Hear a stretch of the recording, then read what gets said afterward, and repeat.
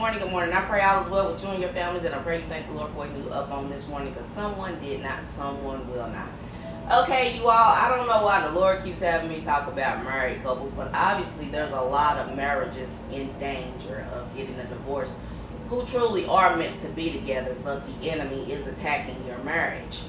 These are for the people who know that they're really meant to be together, not the people who got together for their hidden agendas and to do, ministry and business. I'm talking about those of you who know for a fact that the Lord put you all together. Here's what's going on. Here's what I've noticed, and this is what I actually saw this last week, this Sunday in church. And this is the whole truth. This is about to upset some of the men, but it's going to free you women. So here's the truth. I noticed that, even in church, once a male pastor lays hands on a female, for some reason this female gets drawn to this pastor, and she feels like the pastor desires her, not knowing that it was the Spirit of God who told him to go lay hands on her, because either she was sick or she was struggling with something. Because understand, they lay their hands on men as well, but for some reason these women get attached to these pastors, and then they feel like they can console the pastor after the pastor has preached a hard sermon that was actually emotional, and God was dealing with him and obviously convicted him about some things. And then once he's walking out the pulpit and going back to his pastoral office, they want to grab his hand, touch his back, when you shouldn't even be touching a man of God. He's going through something, you shouldn't even be putting your hands on him. And then I notice even if a pastor mentions a female's name, if a male pastor mentions a female's name, all of a sudden she always want to go give him a hug and stuff. And here's the whole truth. I need you men to tell these women, do not come near me, do not touch me, do not console me, do not comfort me. I have a wife that can do that for me. Because here's the whole truth. Until the man speaks up, you wives will continue to complain and fuss, because if he don't say anything, that female feels like it's okay for her to do it.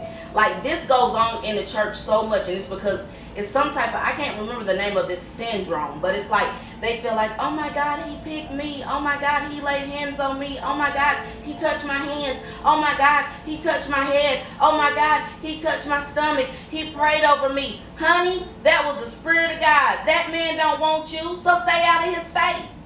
I'm speaking up for you wives who are too afraid to tell these females, stay out of your husband's face. He is a man of God. He is a pastor. It don't matter. Don't go up in his face once he finished preaching a sermon. Let him go where he need to go. If he don't come to you, talking to you, don't go up to him, touching him, rubbing on his back, rubbing on his hand. He don't need you to console you. To console him, he has me. You wives better start speaking up for your husband.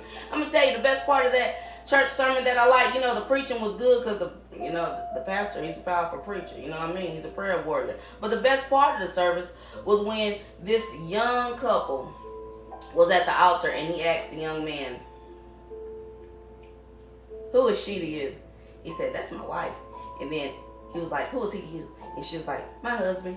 And at first she was just saying my husband, and then but the one time she said, this is my husband. I said, see, that's what I'm talking about. Because at the end of the day, it's too many females in the church. And when you a married woman, you better make it known. This is my husband. In other words, don't you come near him, or you going to have a problem with me. And I just loved it. And like he said, this is my wife. In other words, don't you come near her, or you going to have a problem with me. See, there should be more married couples like that. This my husband, stay out of his face. More men, this my wife, stay out of her face. Straight up and down. If anybody want to disrespect you in that way, that's when the woman has to say, stay out my face, stay out of my inbox, I don't want you. That's when the man steps up and says, stay out of my face, stay out of my inbox, I don't want you. I am what? Happily married. But no, unfortunately, you men allow this junk to go on, and then your wife begins to feel insecure. Believe me, she feels insecure because you haven't stopped them females from being in your inbox and being in your face and rubbing on your arm and rubbing on your back. Are you okay? Jesus Christ. Yes, I'm okay. I just preached a sermon. I don't need you rubbing on me. I don't need you touching me. I don't care if I did put my hand on your belly talking about infirmity come out. I don't care if I did put my hands on your hand talking about I'm anointing you. Don't touch me. I'm a married man. Period. You know, you single women, y'all so disrespectful, yo.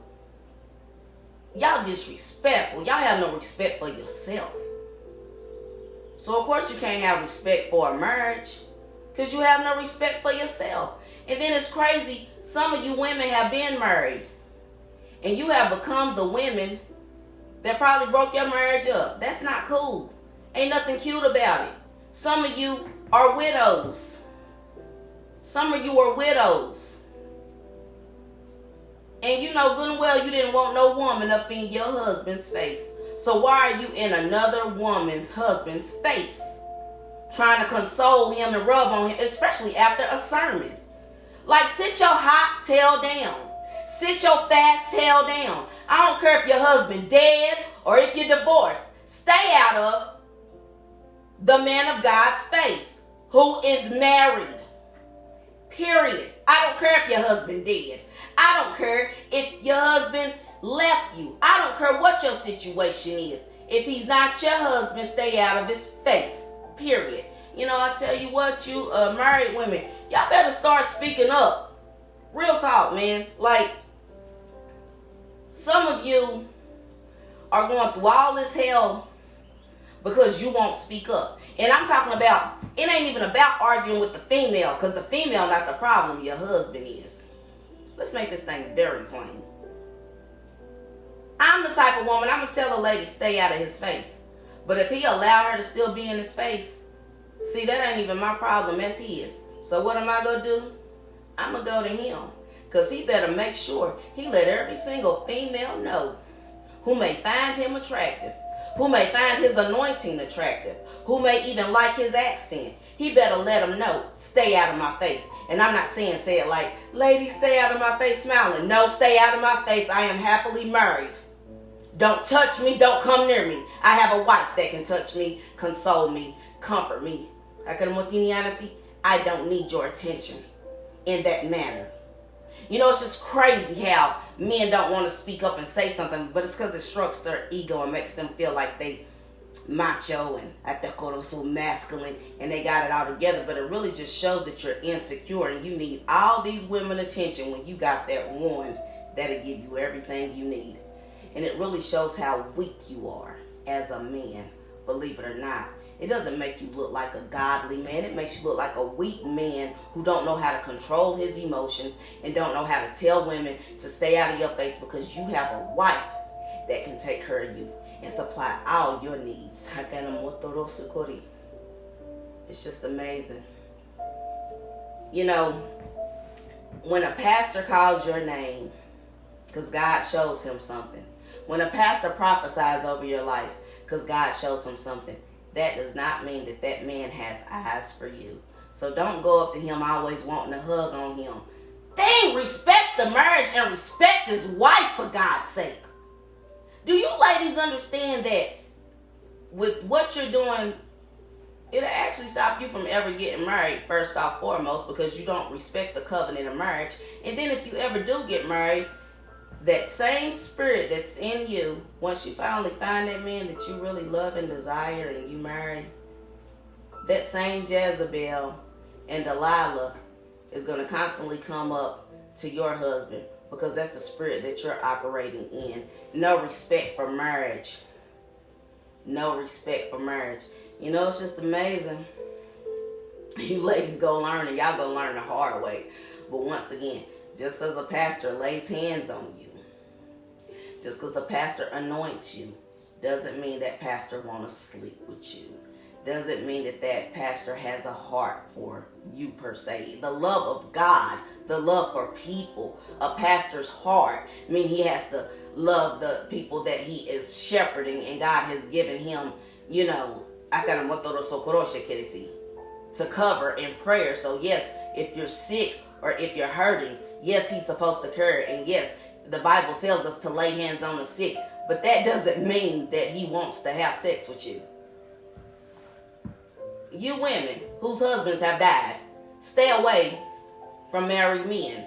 You single women who are divorced or never been married, stay away from married men.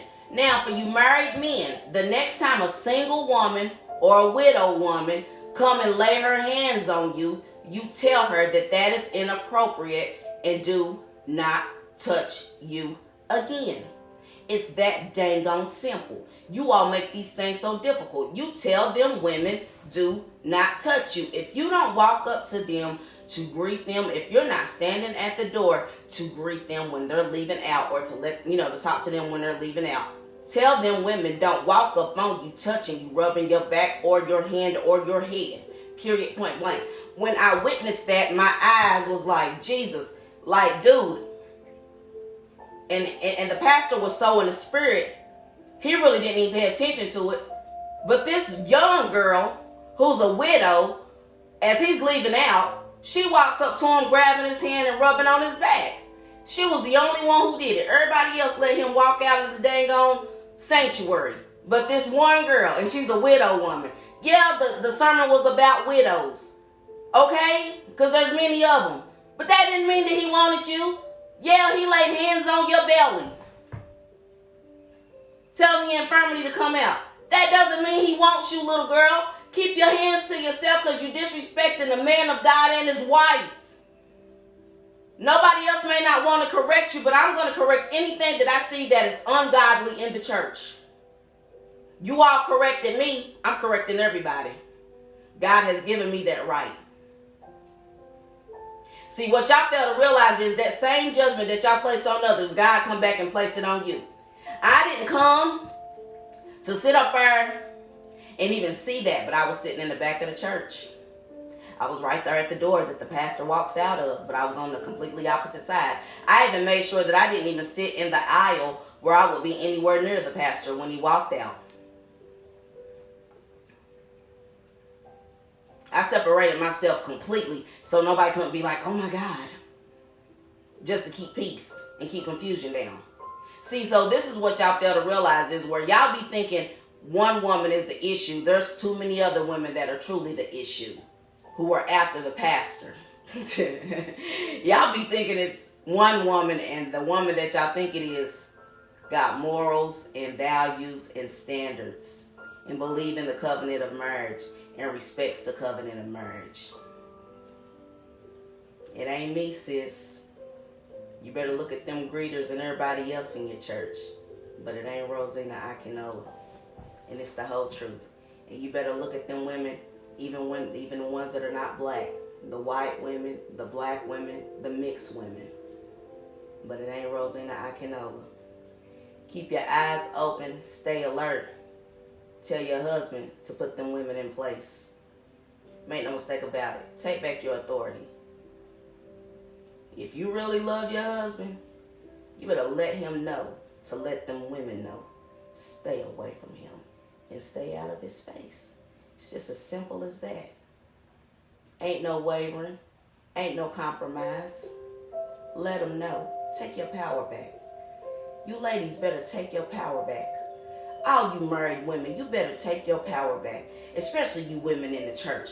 All these little heathens coming up to your husband because he's a deacon or because he's a minister, attracted to his anointing, disrespecting your marriage. You ladies better rise up and take your power back and let them women know they better stay out of his face, and let him know that he better tell them that they better stay out of his face. Do you all hear me? Y'all better take back y'all covenant in y'all marriage. Stop letting these Jezebels and these Delilahs and these hot-tailed women that come into the church just to destroy marriages, destroy your marriage. And for you men, y'all better tell them men to stay away from your wife. Don't be coming up to your wife hugging her. Don't be in your wife DM. And ladies, you better tell them men to back up because you're happily married. The only people that condone this stuff are you couples who are not happily married, and y'all wonder how everybody know you're not happily married. You allow too much stuff to go on that is not godly, that is not permitted by God, that God says is a no altogether. I hope y'all enjoy your day. Women, take back your power. Men, You better let them women know, stay out of your face. And don't say it with a smile. You better say it with the authority that the Lord has given you. You a man. You not a female. If you not weak, you better tell them women straight up and down, stay out of your face because you're happily married. When I saw that young girl and that young man sit up there and say, this my wife, this my husband, and they wasn't smiling, they were dead serious, like, and you better stay away from them. Some of y'all should have taken lessons from them. Enjoy your day.